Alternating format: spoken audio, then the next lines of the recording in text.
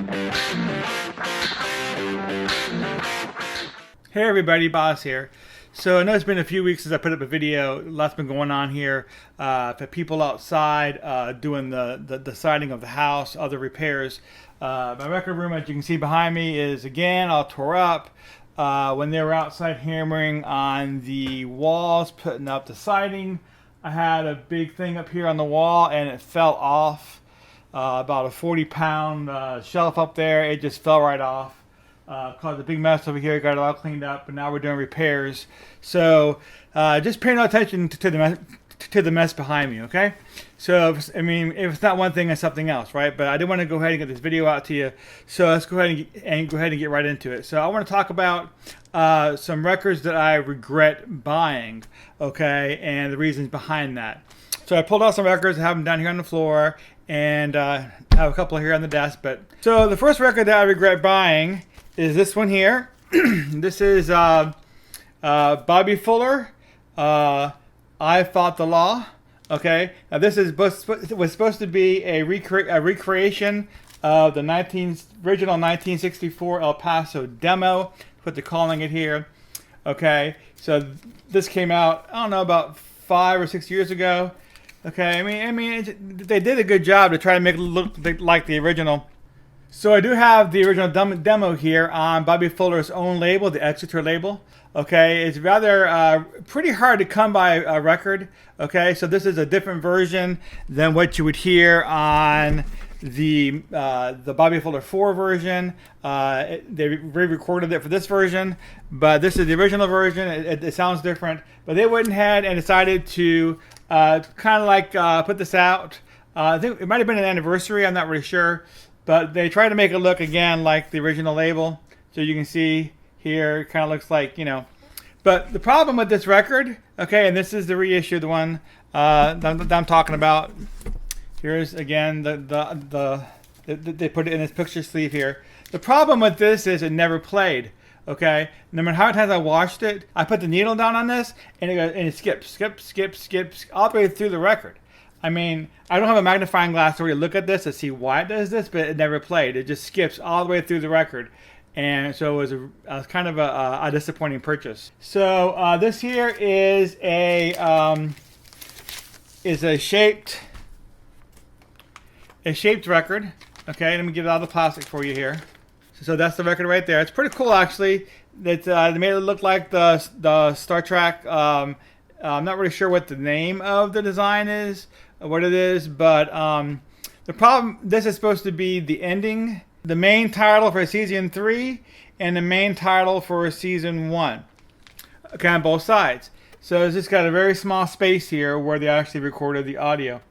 Now I do play all the records that I get, even though this is kind of like more for show, I guess. But, you know, they should have pride in what they press. It should still sound good, regardless of anything, right? But this just has, it doesn't skip, but it has pops and crackles all the way through almost both sides. So I'm not sure about the quality control on this. This was produced by, well, I got it from La La Land Records. So that's the website I got this from.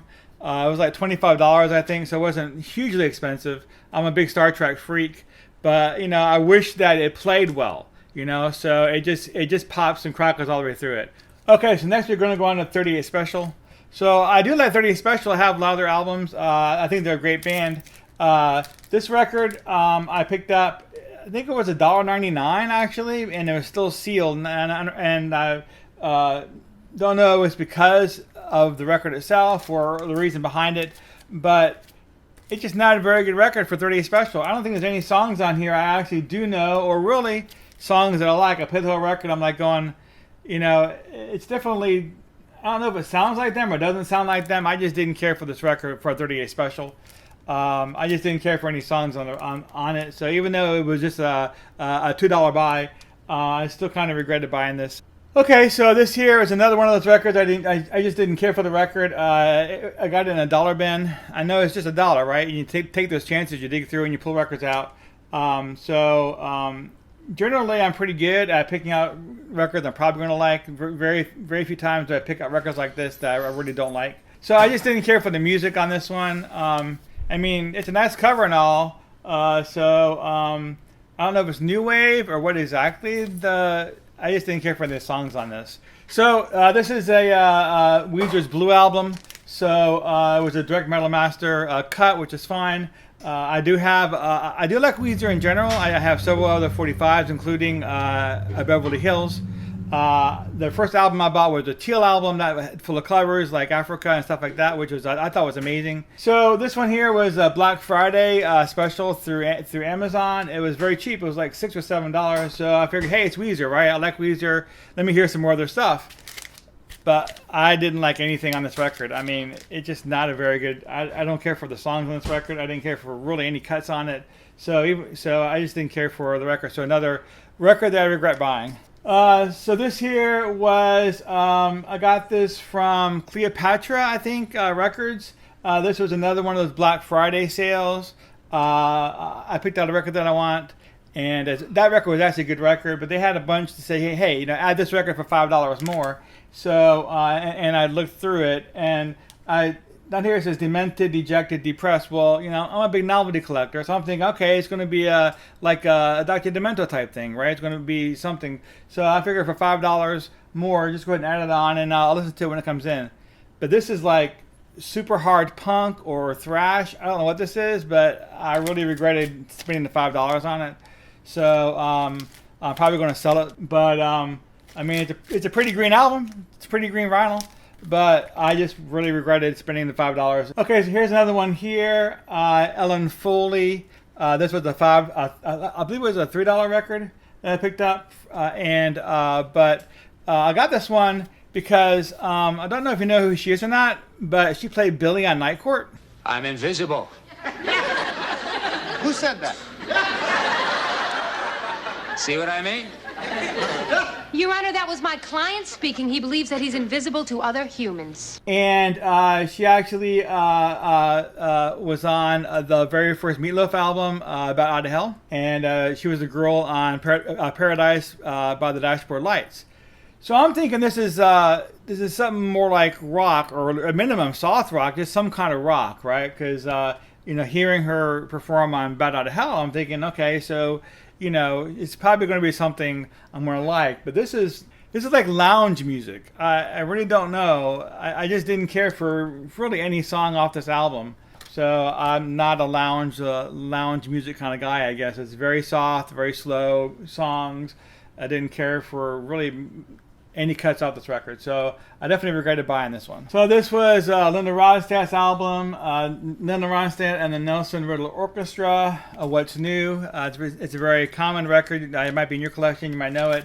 So I do like her album, Mad Love, and it's a great album. But this is, I should have paid attention to this orchestra up here. This is really orchestral music. It's not really rock, in my opinion. It was Linda Ronstadt, so I picked it up, and it was just $1 or $2 from what I remember. But I just really didn't care for this record.